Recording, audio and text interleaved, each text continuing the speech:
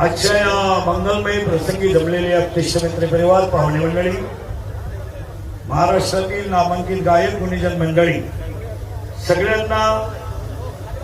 सगळ्यांचे आभार शब्दामध्ये आपल्याला मानता, सगळ्यांच्या शब्दामध्ये आभार मानणं माझ्याकडून शक्य नाही.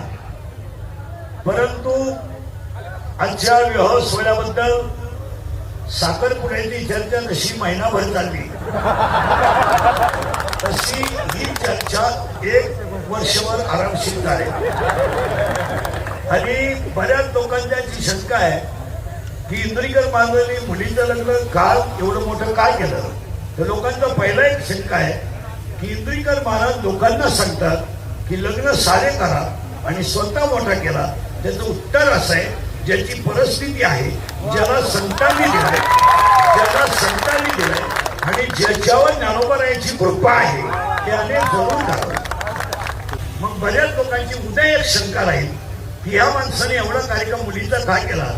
बरं, तुम्हाला बसणाऱ्यांना माहित नसेल, आमची मुलगी आणि मुलगा आज मोठा झाला हे तुम्हाला आज दिसतं.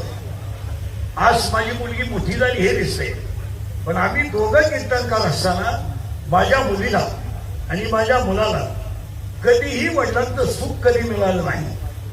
3 महिन्याची माझी मुलगी असताना दुसऱ्याच्या घरामध्ये ठेवून आम्ही कीर्तन केली.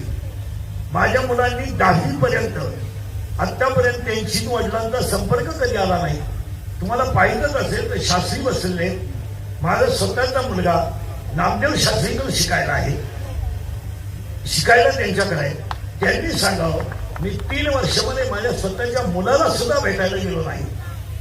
शास्त्री सांगतील, आम्ही रात्रंदिवस 32 वर्ष रक्ताचं पाणी करून 6-6 तास बोलून 800 किलोमीटर प्रवास करून आम्ही कुटुंब चालवलं. आणि आम्ही नुसतं कुटुंबच नाही चालवलं, तर समाजाच्या देणेदारीतून आम्ही कोणत्या क्षेत्रात कमी पडलो नाही. बसलेल्या कोणत्याही माणसाने सांगावं की आम्ही कोणतंही क्षेत्र असो, मंदिर बांधायचं आम्ही पुढे जाऊ, सप्ताह करायचा आम्ही पुढे जाऊ, विद्यालय चालवायचं आम्ही पुढे जाऊ. अनेक लोकांनी विद्यालय चालवले असतील, पण आतापर्यंत 1 रुपया न घेता 13 शिक्षकांना नोकरी देणारा एखादी संस्था मला महाराष्ट्रात दाखवा ती माझ्याकडे आहे. ज्यांच्या माझ्याकडे 15 लोक काम करतात, 1 रुपया न घेता मी विद्यालय घेतलं. आणि आतापर्यंत विद्यालयाला 5वी ते 10वी पर्यंत चाचणीची फी सुद्धा नाही असं विद्यालय मी चालवतो. परंतु मला ट्रोल करताना ही गोष्ट काय केली जाते त्याचं उत्तर प्रत्येकाने जीवनामध्ये सापडलं पाहिजे.